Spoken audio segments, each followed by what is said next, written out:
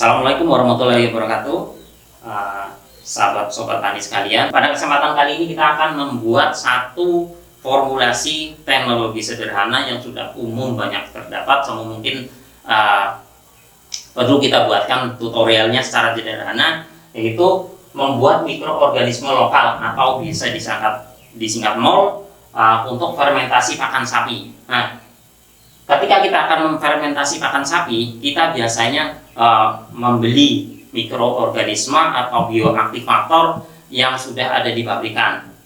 Banyak merek pasaran ya, ada EM4, ada banyak sekali merek yang ada, yang umum digunakan EM4. Nah, pada kondisi tertentu, di wilayah tertentu, di wilayah kebutuhan mungkin, di wilayah yang sulit untuk akses ke toko-toko pertanian, bahan-bahan tersebut sulit didapatkan. Nah, kita sebenarnya bisa memanfaatkan bahan-bahan lokal, bahan-bahan yang ada di sekitar kita untuk membuat mikroorganisme lokal sebagai bahan untuk memfermentasi pakan sapi khususnya. Sebenarnya MOL ini banyak manfaatnya, nanti bisa digunakan untuk membuat pupuk cair, bisa digunakan untuk membuat pupuk organik, terutama terkait dengan pelaksanaan pertanian organik yang ujungnya nanti akan zero waste atau minimum limbah. Jadi kita manfaatkan bahan-bahan organik yang ada di sekitar kita. Nah, langsung saja mungkin yang pertama kita butuhkan yaitu bahan-bahan yang kita butuhkan. Bahan yang pertama kita membutuhkan isi rumen.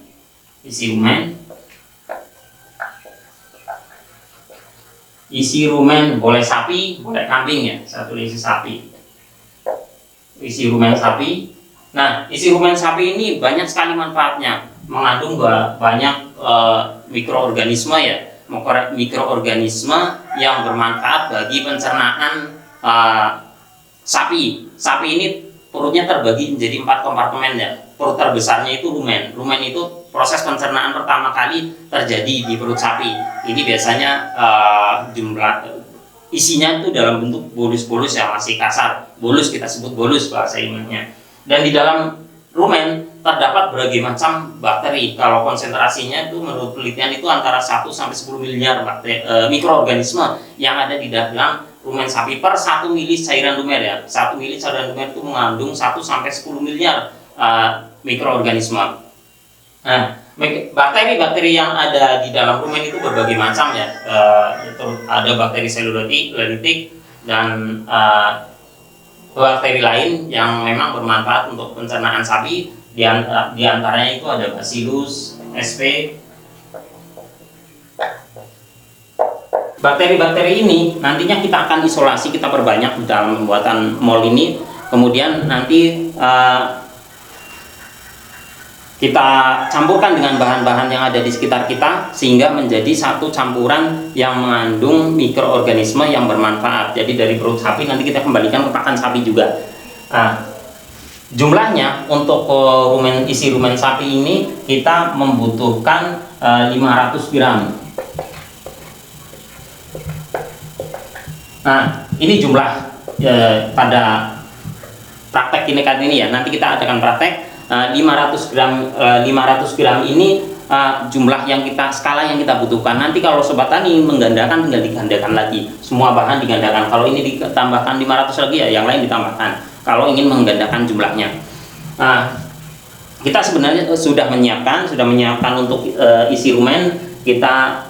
Jadi ini isi rumen sapi.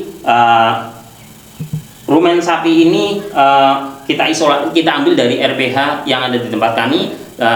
Ini bentuknya masih dalam bentuk bolus-bolus ya, masih hijau karena masih baru. Jadi kita dapatkan dari RPH, kemudian kita ambil. Kalau di RPH ya tempat kami itu gratis ngambilnya, tinggal kita ambil aja. Kemudian untuk bahan yang keduanya kita membutuhkan sumber bakteri lain yaitu bonggol pisang.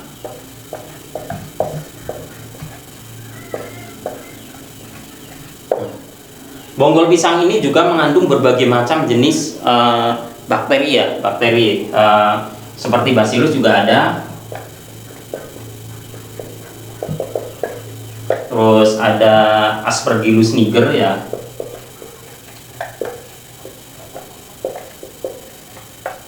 ada Azotobacter, ada banyak ya. Nah, bonggol pisang ini selain itu juga mengandung fosfat ya, biasanya dimanfaatkan untuk membuat pupuk organik cair. Nah, jumlah yang kita butuhkan untuk bonggol pisang untuk dalam skala kita ini 1 kg. 1 kg bonggol pisang. Nah, kebetulan kita sudah membawa ya, contohnya ini bonggol pisang kita, bonggol bawahnya ya. Nah, untuk cara menyiapkannya, kita cacah ya, kita potong-potong jadi kecil, bagian-bagian kecil. Kemudian setelah itu bisa dihaluskan dengan menggunakan blender. Jika memang blendernya bisa digunakan dan ada di tempat Sobat Tani ya. Kalau memang tidak ada, bisa ditumbuk menggunakan alat penumbuk sampai halus. Nanti hingga siap digunakan. Nah, kebetulan kita sudah bawa ini yang sudah dihaluskan, kita sudah menghaluskan, kemudian bisa siap dimanfaatkan ya. Kita menggunakan halusnya dengan menggunakan penumbukan. Metode penumbukan ini jumlahnya 1 kilo. Kemudian untuk yang selanjutnya kita membutuhkan sumber glukosa. Jadi biasanya kita manfaatkan berbagai macam jenis ya, tergantung yang ada di sekitar Sobat Tani sekalian. Ada molasses atau tetes tebu. Tetes tebu ini merupakan limbah dari penggilingan tebu ya, pembuatan gula. Kemudian, namun jika ini kadang-kadang di daerah tertentu molasses ini sulit sekali didapatkan. Jadi kita bisa menggantinya dengan gula merah atau gula Jawa. Nah, jumlah yang kita butuhkan itu kita membutuhkan 100 gram untuk skala kita. 100 gram. Nah, kita sudah bawa gula merah. Kebetulan ini gula merah yang sudah dihancurkan. Jadi sudah kita hancurkan sesuai dengan jumlah takaran tadi 100 gram. Kita hancurkan. Cara menghancurkannya bisa menggunakan ulekan ya, bisa ditumbuk. Yang penting hancur, tujuannya untuk memudahkan mencampurkan saja. Kemudian sumber glukosa yang selanjutnya yaitu kita air kelapa.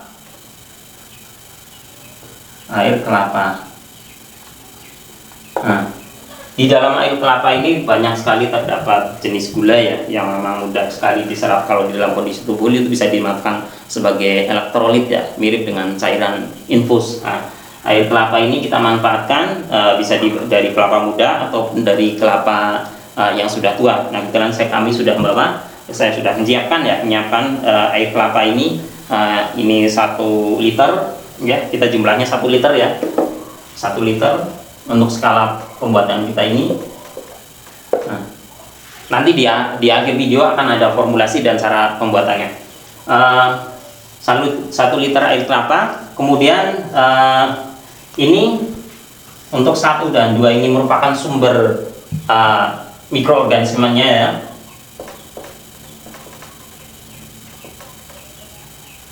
Nah, ini sumber glukosa.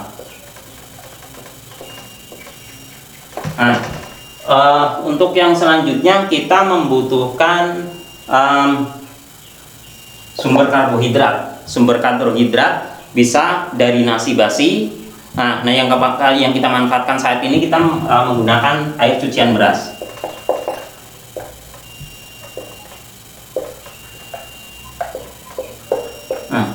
Kalau menggunakan nasi basi itu belum tentu terdapat ya, setiap hari kita ada nasi basi. Teman, kalau cucian beras ini setiap rumah tangga pasti mencuci beras untuk sebagai bahan pokok ya. Kita manfaatkan air cucian berasnya, jumlahnya 1 liter.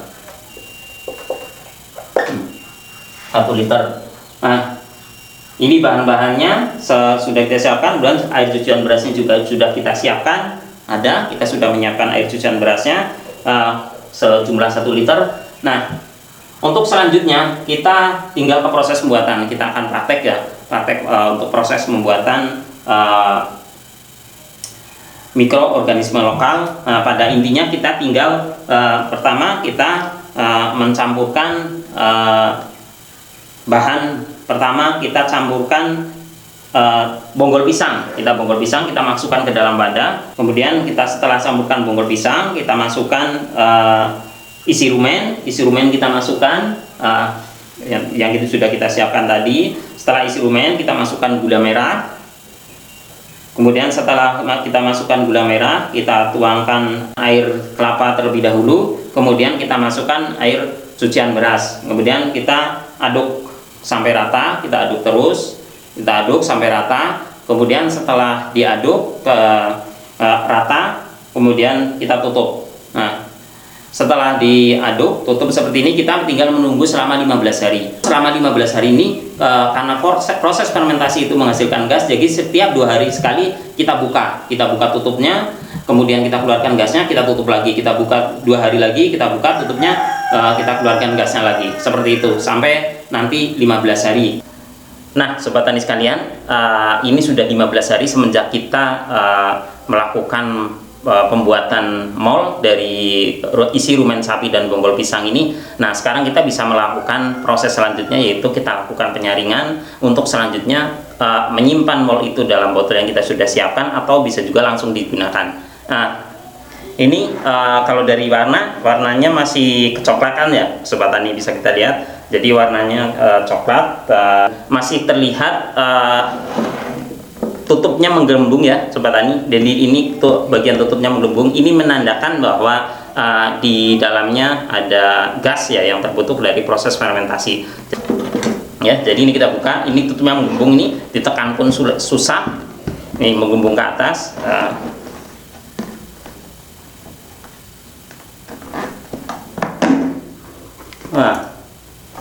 Nah, kalau kita cium baunya, ini memang bau fermentasi ya. Kalau seperti kita tape, kalau kita bandingkan dengan beberapa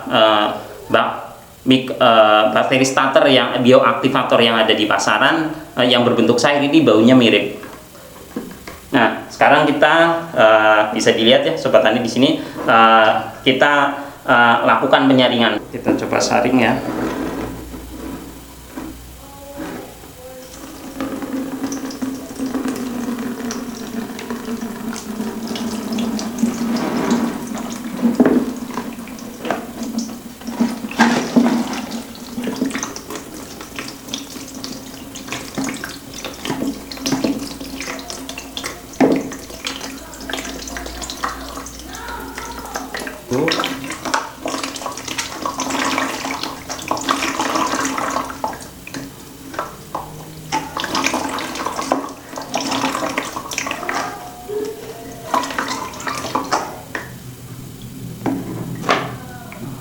Tambahkan lagi, masih banyak nih Sobat Tani.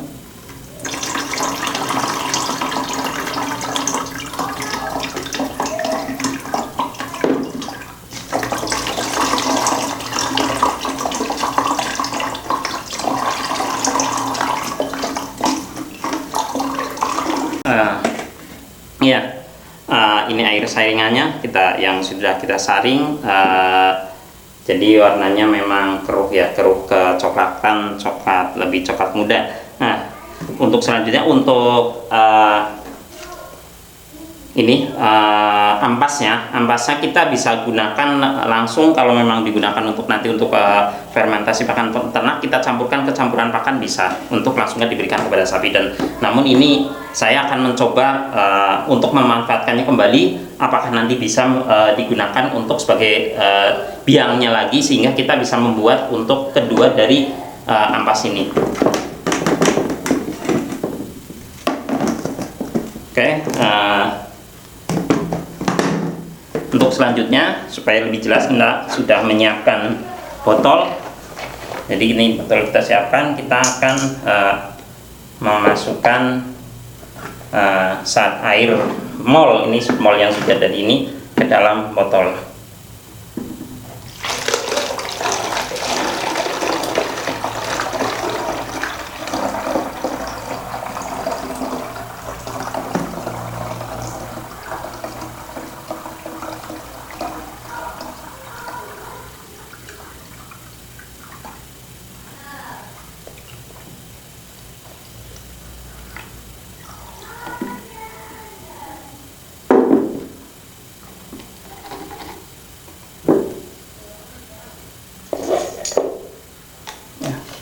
Ini ya,